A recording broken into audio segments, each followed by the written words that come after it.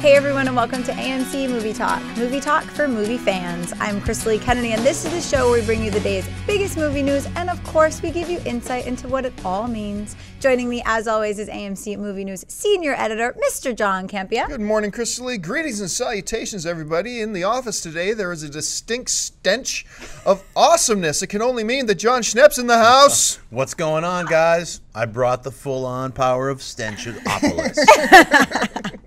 All right, guys, we're going to get things started with this. Sony Pictures is finishing up its casting for their upcoming film, The Kitchen Sink. Reports are coming out that Denis Leary, who we recently saw on the big screen in The Amazing Spider-Man, and Vanessa Hudgens, who recently appeared in Spring Breakers, are set to join the cast. The Kitchen Sink is a horror comedy that follows a human, a vampire, and a zombie as they band together to take on the alien invasion. John, how does The Kitchen Sink sound to you? 3 words. Greatest movie ever. This sounds so ridiculous. This sounds so completely... A human, a vampire, and a zombie walk into a bar. And there's an alien invasion, and they stop it. Look, obviously, this has so much potential to be the worst motion picture in history, no doubt. But there's something so...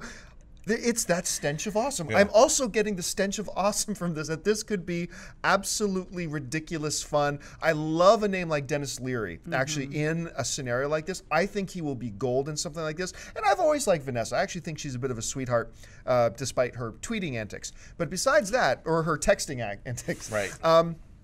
I think this sounds like it could be so cool. It could be so fun. I don't like the name The Kitchen Sink because I don't know what you call it, but I don't think you call it The Kitchen Sink. Come up with something else. I'm sure it makes sense in context of the movie, but this sounds like a lot of fun. So, yeah, I'm all on board. Schnepp, what do you think? Here, I got a new title for it. Greatest Movie Never. How about that? 'Cause it sounds really stupid. And I immediately thought that, too. A dude, a zombie, and a vampire walk into a bar. End of story. Blow up the world. Planet's over. Aliens, please take over. We've reached the critical mass of no new ideas. So they should just call it The Kitchen Sink because hopefully everything's in it.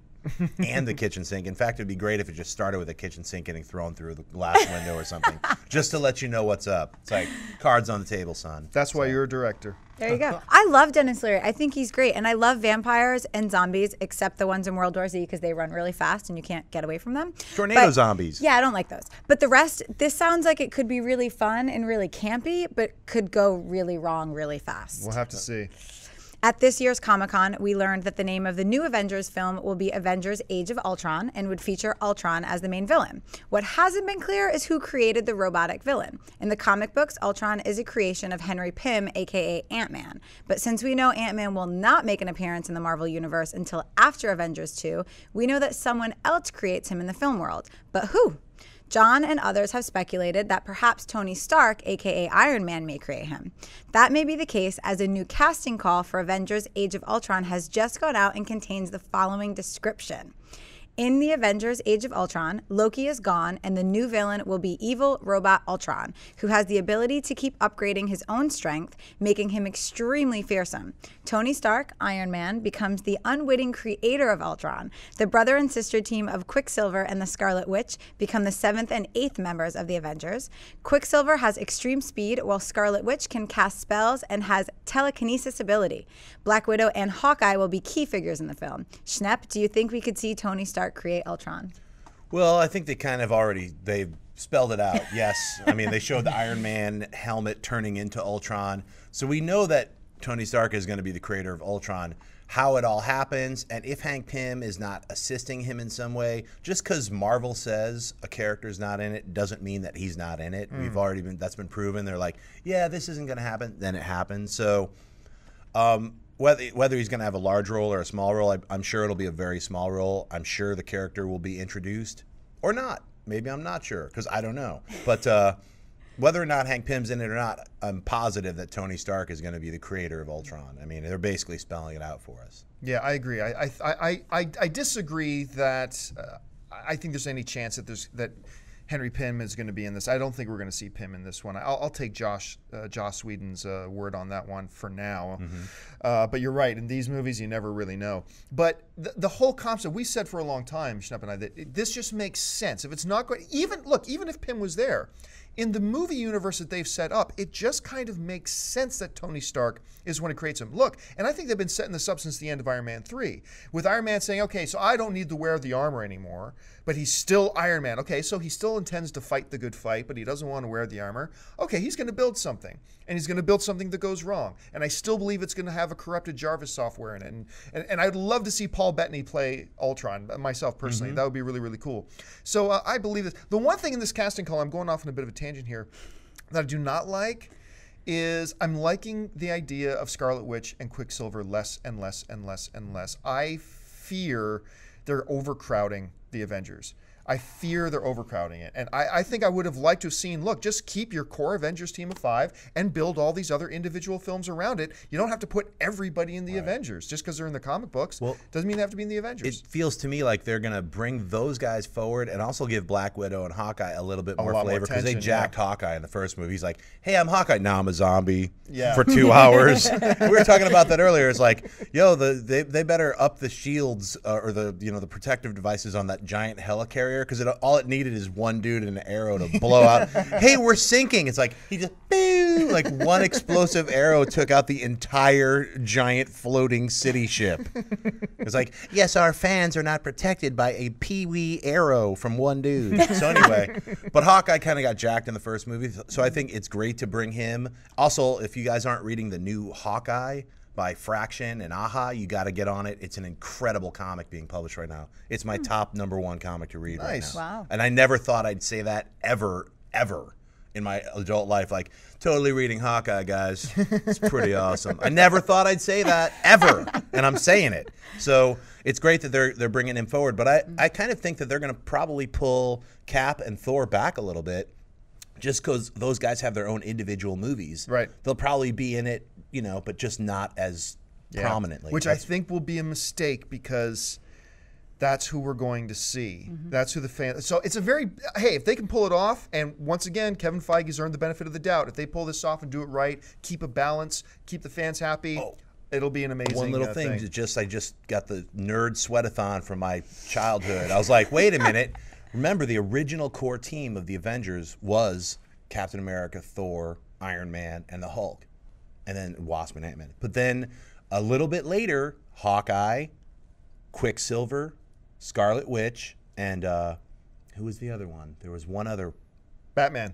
Not Batman. And Captain. No, it wasn't Captain America. Those were the core members. Right. They swapped them all out, and the Vision showed up later. So I think the Vision is going to get introduced and also be a byproduct creation of Tony Stark and Ultron. Yeah. So I think this is how they're going to introduce Vision. I do. Yeah. So I think they're kind of going with like, hey, if #1 covered the first 20 issues, #2 we go into where Hawkeye takes a more leadership role of the Avengers, because that's following the way the old comics in the 60s were, and Quicksilver and Scarlet Witch were like prominent team members. All right, folks. Well, listen, before we get to buy and sell, I want to remind you, AMC Movie Talk is obviously sponsored by AMC Theaters. And we have an amazing program at AMC Theaters called AMC Stubs. Now, I've talked about this before. AMC Stubs is this incredible rewards and loyalty program. They get you a lot of free stuff. Listen, we've got a new promotion going on right now for at least a couple more weeks for AMC Stubs. And we got a video here for you. Take a look at this. Do you have a favorite Avenger? At AMC, we know there's a little bit of fanboy or fangirl in everyone. And this card's for you. This awesome little card gets you free size upgrades on popcorn and soda and $10 back for every 100 you spend. Plus, you won't have to pay online ticketing fees. Join or renew and get $10 in AMC Stubs bonus bucks to spend on snacks today. This limited time offer is only in theaters, so assemble now. All right, folks, well, we've reached that part of the show for buy and sell. Here's how this works. In front of her, Chris Lee's got a few other items in the world of movie news. She's going to run them down, and Schnepp and I are simply going to say whether we buy it or sell it. So, Chris Lee, what do we got? Ever since the first Transformers film came out back in 2007, many fans of the original cartoon have been anxiously awaiting the appearance of the popular characters, the Dinobots. Grimlock, Slag, Sludge, Snarl, and Swoop are a powerful subgroup of Autobots that transform into various dinosaurs. There have been rumors circulating that the Dinobots may finally appear in Transformers 4 in 2014. In a recent interview, the film star Mark Wahlberg was asked directly if the Dinobots would make an appearance in the film, in which he replied, "None of your business. You don't want me to get replaced halfway through production for divulging production secrets." John, buy or sell the Dinobots in Transformers 4? I buy it. I think, because, you know, you have this thing, the law of diminishing returns. You have to keep adding to it and adding to it and adding to it. So I was going to say something, but I've decided the better part of me to use my filter and not say it. So anyway, so now I think the Dinobots is a logical thing. The fans have been crying out and screaming for Dinobots forever. However, that being said, that I buy that they're going to be there. I don't like the fact that they're going to be there. John, how can you possibly say that about the Dinobots? What? Me, Grimlock, say no, and here's why. Because I don't like the way that Michael Bay has handled these kinds of characters. And let's face it, when you take the limited intellect characters of the Dinobots in the hands of Michael Bay, I think you can go really, really corny. Kind of like the way he did with the Ridiculous Twins or the leg-humping little robot or whatever. I think putting the Dinobots in the hands of Michael Bay is a dangerous thing. And I'm a guy who's always defended Michael Bay with his work on Transformers. Not that I've liked the last two Transformers, because I didn't, but I love the first one. And so I buy they're going to be there. I'm just not happy that they'll be there if they are. I'd rather see another director pick them up and use them. That's just me. Schnepp, what do you think? I buy it. I swoop by it. Boink, boink, boink, boink, boink. I want to hear that original animating Transformer sound only for the Dinobots. Yeah. That would be cool. You know what? I mean, I saw Transformers 3 I actually liked. It was, you know, I know they used a bunch of Leonard Nimoy Star Trek 2 lines and stuff in there. Constantly. Yeah, constantly. It's like the two must suffer for the one. I can't even remember the quotes. I just remember, like, didn't Spock say that? And then later, like, he's on top of the tower and doing some weird stuff. Didn't Spock say that too? And then they have other Star Trek references in the movie as well. I mean, and it was, you know, I have to say it was kind of enjoyable. Like the second one, I remember sweating through and I was like, when will this desert robot war end? And I never thought I'd be tired of robots fighting, and I was like, I can't stand this. I'm bored out of my mind. But the third one was really fun. So, I mean, Wahlberg's a great actor, so he's going to bring some flavor to it. So, and if there's robot dinosaurs, I'm in. So, I don't even know what a Dinobot looks like, guys. I'm sorry. I'm being honest. I'm wearing the shirt. I'm excited. That's and right. Dinobots, I mean, come on. Grew up with that stuff. While Johnny Depp is gearing up for his 5th Pirates of the Caribbean film, set to hit AMC theaters in 2015, the actor is also talking about his impending retirement from acting. While speaking to the UK press this week, Depp said that he's probably not too far away from quitting acting. He added that while he's not dropping out any second, he's considering moving out of the limelight in the very near future. Schnepp, buy or sell, Johnny Depp retiring from acting soon. I completely sell this. Crybaby. Hey, you know what? He's just butthurt because Lone Ranger didn't make a lot of money, and he made some poor acting decisions playing like a stupid Tonto. So, and it didn't work.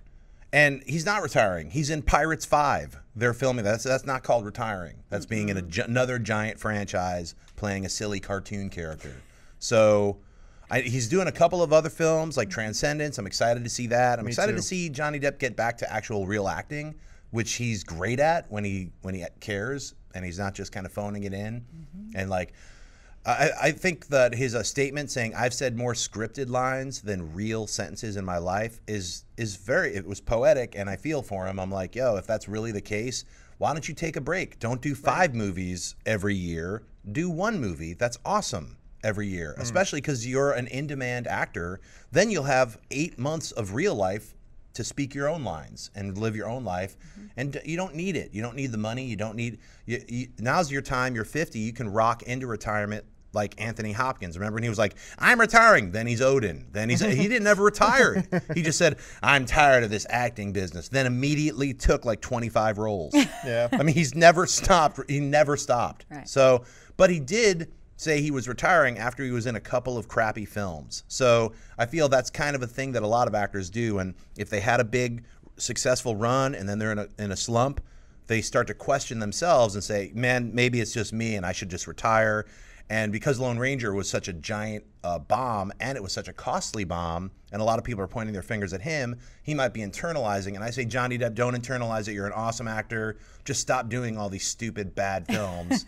Go Crybaby. Remember John Waters? Get back into that awesome Johnny Depp activity, you know. So you can do it, man. Don't retire. I got to sell this to. I mean, I think what we're hearing more than anything else is just hurt feelings, because Johnny Depp has been getting bitter. Okay, so because we had the failure of the Rum Diaries, and this was a kind of a big deal that a lot of people just dropped. But after the Rum Diaries kind of failed, you know, he was asked by one journalist, you know, what do you think went wrong? Why did people not go to see it?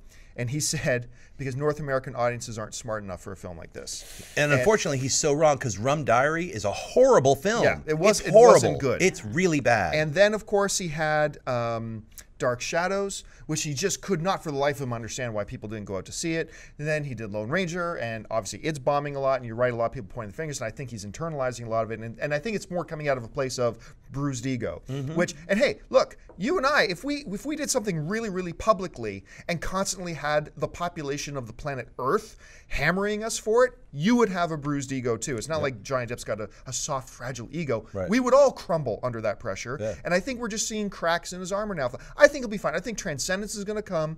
I think it's going to be awesome. It's going to remind us all how great Johnny Depp can be.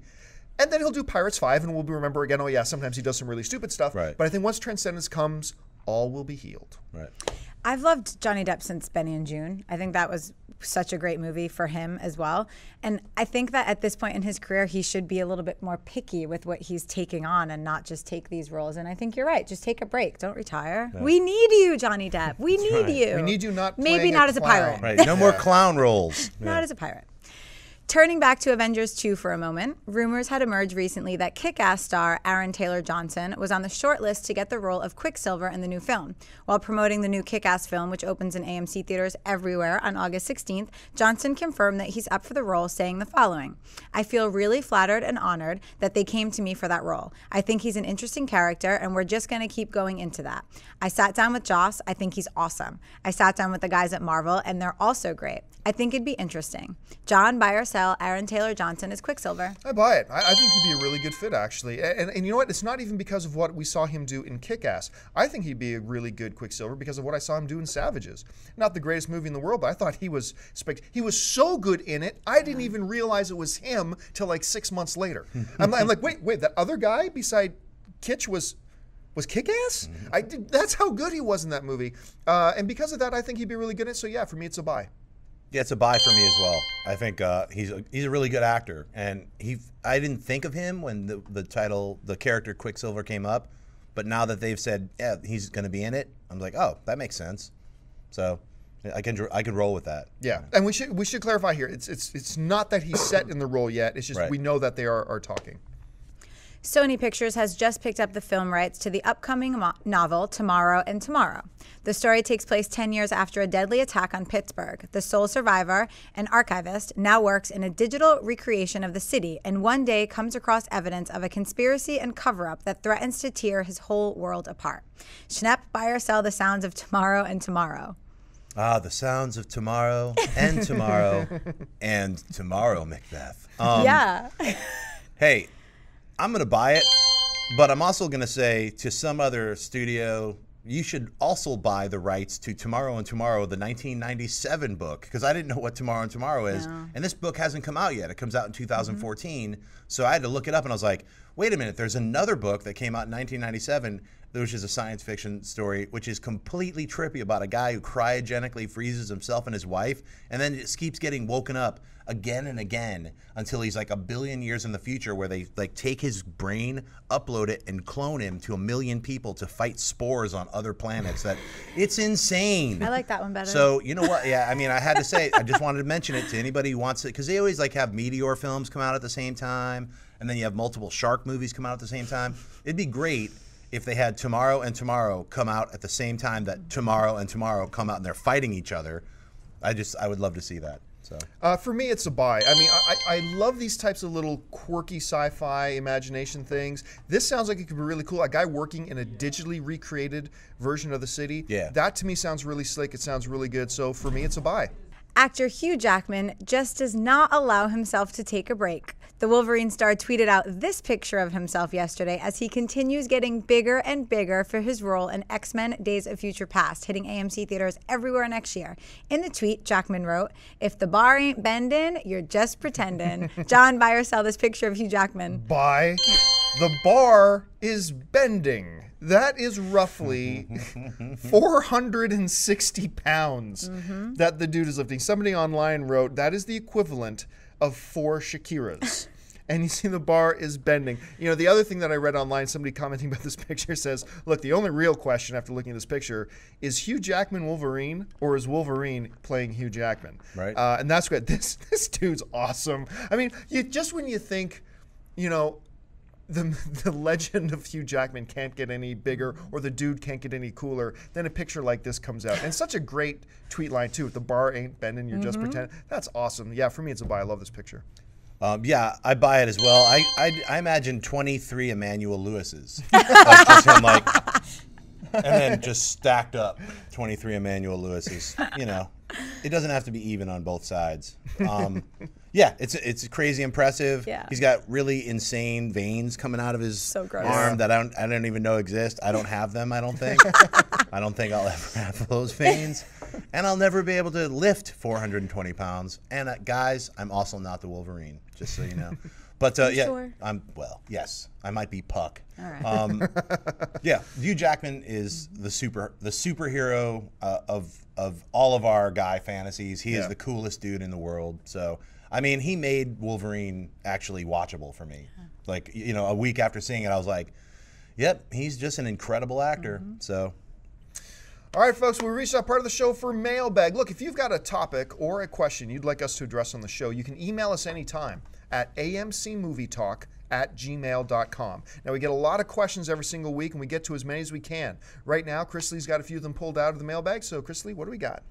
Tamora K writes, "Hey guys, I love your show. I've been watching it nonstop for the past year. John rocks." Woohoo! So my question is that, what do you think will win the box office trophy for 2015? The Avengers 2 or the Batman vs. Superman movie? I mean, do you even give the new Batman vs. Superman movie a chance to beat the Avengers? Thanks guys in advance and keep making awesome videos. It's a great question. We've addressed it before, but obviously the landscape has changed because the last time we kind of talked about, hey, you know, what could possibly win the box office in 2015? There was no new Superman with Batman movie announced yet. The landscape has changed. But remember, lest we forget, it ain't just those 2 movies that are opening. Here are some of the movies, just some of the movies opening in 2015, which I'm going to tell you right now, by far is going to be the biggest box office year in history. I'm glad that I'm alive for 2015. Yeah. It's one of those like, remember the summer of 1982 when, hey, this is going to beat that. Yeah. Now, here's some of the films opening in 2015.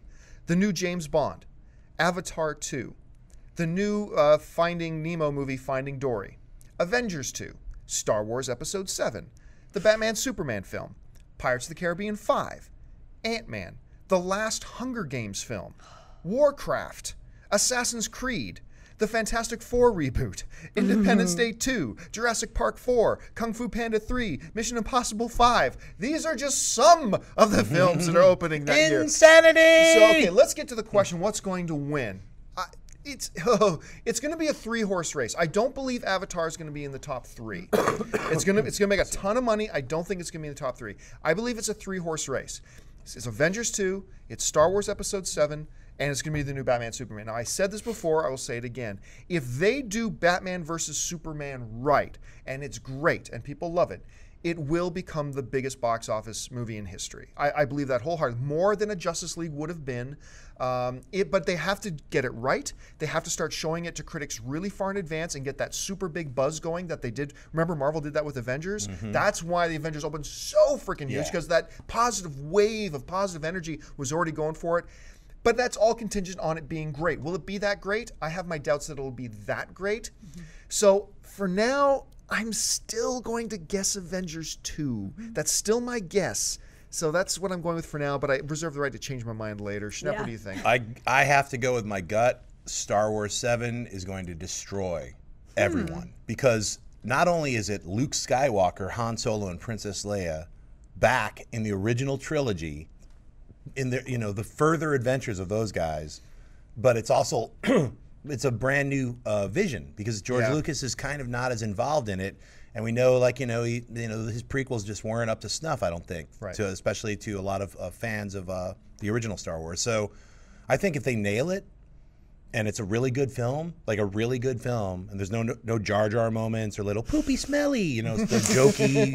If they ruin it, then that's gonna ruin it. But if they stay true to the original Star Wars trilogy and then play it that way, I think all of the fans, young, middle-aged, old, are gonna swamp that film, and it's gonna beat every single other film. Well, I agree with you though. Superman, Batman, if that's really, really good, I don't know yet. Avengers 2 will be number 2, I'm sure. All right. I'd say it's between Avengers and Star Wars because I feel like people don't have the faith in Superman versus Batman because of Man of Steel. So we'll see. We'll see. Jason Smith writes, after watching and enjoying The Wolverine, I was shocked, yes, shocked, to realize I had not seen the iconic Stan Lee appear anywhere in the picture. As Marvel movie fans know, he appears in almost all the major motion pictures since X-Men back in 2000. Why was he not in this movie? What's the story?